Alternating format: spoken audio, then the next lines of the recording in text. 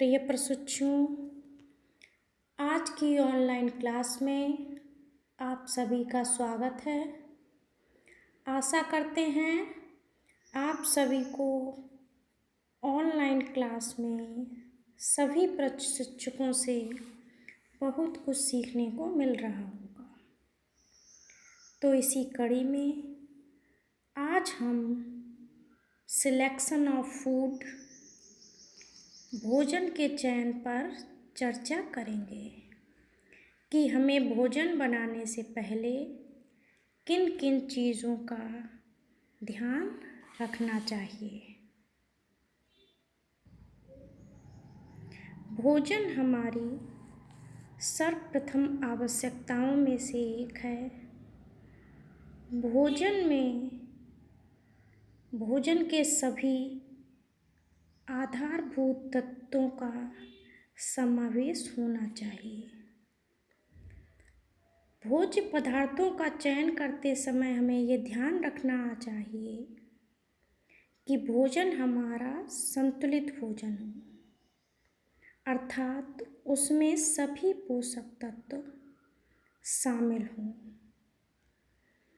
भोजन का चयन करते समय हमें ये ध्यान रखना चाहिए कि हमारे भोजन में रेशेदार पदार्थ, प्रोटीन, कार्बोहाइड्रेट, वसा, विटामिन, खनिज लवण आदि की मात्रा हमारे शरीर के अनुरूप हो।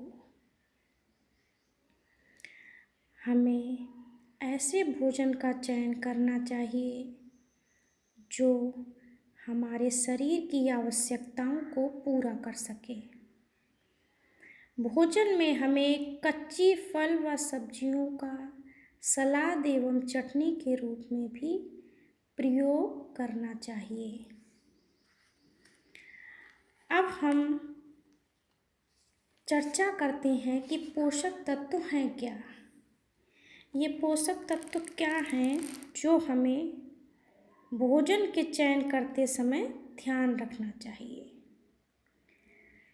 भोजन में जो हम भोजन ले रहे हैं उसमें सभी 6 तत्वों का समावेश होना चाहिए। ये 6 पोषक तत्व हमारे प्रोटीन, कार्बोहाइड्रेट, वसा, खनिज लवण एवं विटामिन तथा जल हैं। इसमें सभी पोषक तत्वों का अलग अलग कार्य है। कुछ पोषक तत्वों का कार्य शरीर को सुरक्षा प्रदान करना, कुछ पोषक तत्वों का कार्य शरीर की वृद्धि करना और कुछ पोषक तत्वों का कार्य शरीर को ऊर्जा प्रदान करना है। तो सबसे पहले हम जान लेते हैं कि किन पोषक तत्वों का क्या क्या कार्य है। तो शरीर को सुरक्षा प्रदान करने वाले हमारे पोषक तत्व हैं विटामिन और खनिज लवण। विटामिन और खनिज लवण हमारे शरीर को रोगों से लड़ने में सहायता करते हैं और हमारे शरीर की विभिन्न परिस्थितियों में रक्षा करते हैं।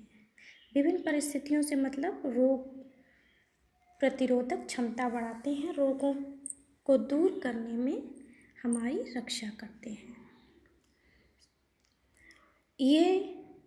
इनके स्रोत फल, सब्जियां, दूध, अंकुरित अनाज, रेशेदार पदार्थ, ये आदि पदार्थ जो कि हमारे शरीर को सुरक्षा प्रदान करने वाले हैं, ये हमें अपने भोजन में शामिल करने चाहिए। आगे शरीर की वृद्धि एवं विकास करने वाले कौन से तत्व हैं? ये प्रोटीन तत्व हैं और कुछ भाग कार्बोहाइड्रेट का होता है। तो मुख्य जो है वो प्रोटीन है। प्रोटीन ही हमारे शरीर की वृद्धि और विकास करने में सहायक होती है। हमारे शरीर को सुडौलता प्रदान करना, विकास करना, हमारी वृद्धि करना, ये प्रोटीन पर निर्भर होती है। तो हमें अपने भोजन में प्रोटीन पदार्थों को भी शामिल करना चाहिए। दूध, पनीर, मांस, अंडा, सोयाबीन, दालें आदि से हमें प्रोटीन तत्व प्राप्त होता है। 1 ग्राम प्रोटीन से हमारे शरीर को 4.1 ऊर्जा प्राप्त होती है।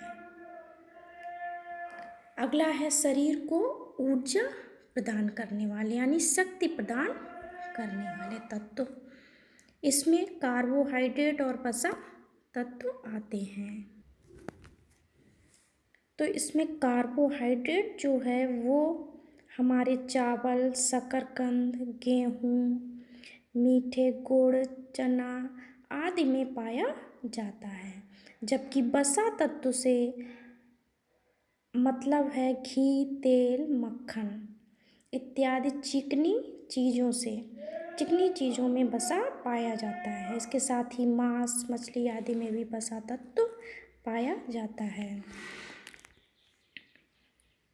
और कार्बोहाइड्रेट 1 ग्राम कार्बोहाइड्रेट से 4.1 ऊर्जा प्राप्त होती है, जो कि प्रोटीन भाग के ही बराबर है। और अब बात करते हैं वसा से कितनी ऊर्जा मिलती है। तो हमारी 1 ग्राम वसा से 9 कैलोरी ऊर्जा प्राप्त होती है। 1 ग्राम वसा से 9 कैलोरी ऊर्जा प्राप्त होती है, जो कि सर्वाधिक ऊर्जा जो है वो हमारे वसा तत्व से प्राप्त होती है। तो हमें अपने भोजन में यह सभी पोषक तत्व प्रदान हो ऐसा भोजन का चयन करना चाहिए। इसमें दूध को संतुलित आहार कहा जाता है। क्योंकि दूध में सभी पोषक तत्व पाए जाते हैं। इसलिए हमें अपने डाइट प्लान में यानी भोजन चयन में दूध को अवश्य शामिल करना चाहिए। इसके साथ आगे हम देखेंगे कि पाक कला का महत्व।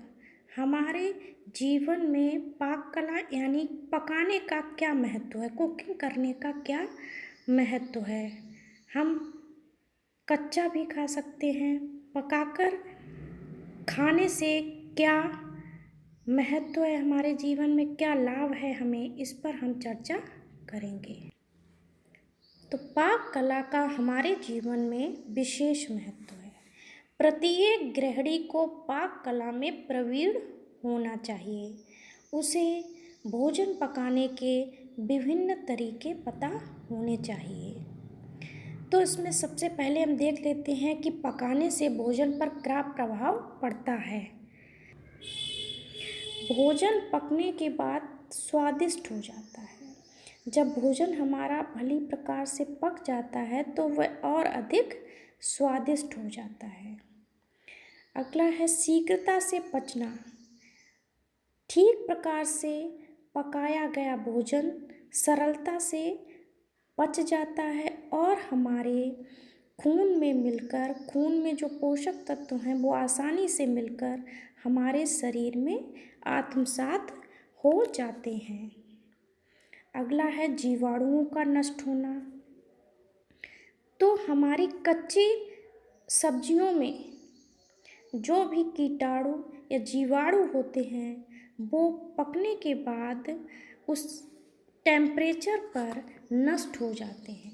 इसलिए भोजन को पकाने से जो हमारे भोज्य पदार्थों में जीवाणु होते हैं वो नष्ट हो जाते हैं। अगला है रंग की सुंदरता। भोजन पकने के बाद विभिन्न जब मसाले और जो सब्जियों का कलर होता है वो उसमें और ही आकर्षक हो जाता है, उसमें आकर्षण प्रदान करता है, जिससे खाने वाले को भोजन की और अधिक इच्छा होने लगती है। अगला है बनावट का आकर्षण।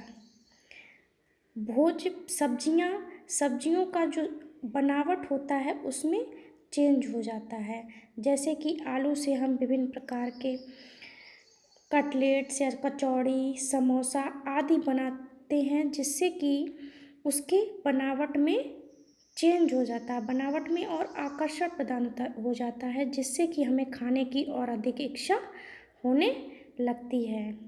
खाली आलू कच्चा हमें खाने में अच्छा लगेगा? नहीं, आलू भून कर खाने में और अच्छा लगेगा। और विभिन्न प्रकार से उसके व्यंजन बनाकर उसकी बनावट में और भी आकर्षण प्रदान किया जा सकता है।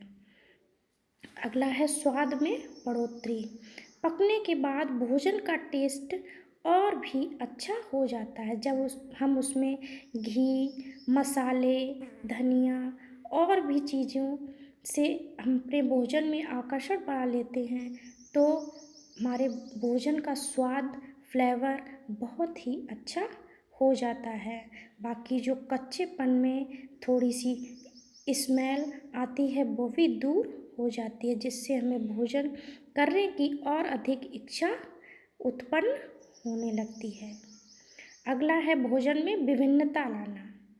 भोजन को विभिन्न प्रकार से पकाकर उसमें विभिन्नता लाई जा सकती है। यानी एक ही फल या एक ही सब्जी से विभिन्न प्रकार के व्यंजन बनाकर उसमें विभिन्नता लाकर हम उसको और भी आकर्षक बना सकते हैं। जैसे लौकी से लौकी के कोफ्ते बना सकते हैं, मिठाई बना सकते हैं और विभिन्न तरीके से लौकी को बनाकर उसके स्वाद में चेंज लाकर उसके प्रति आकर्षण उत्पन्न कर सकते हैं।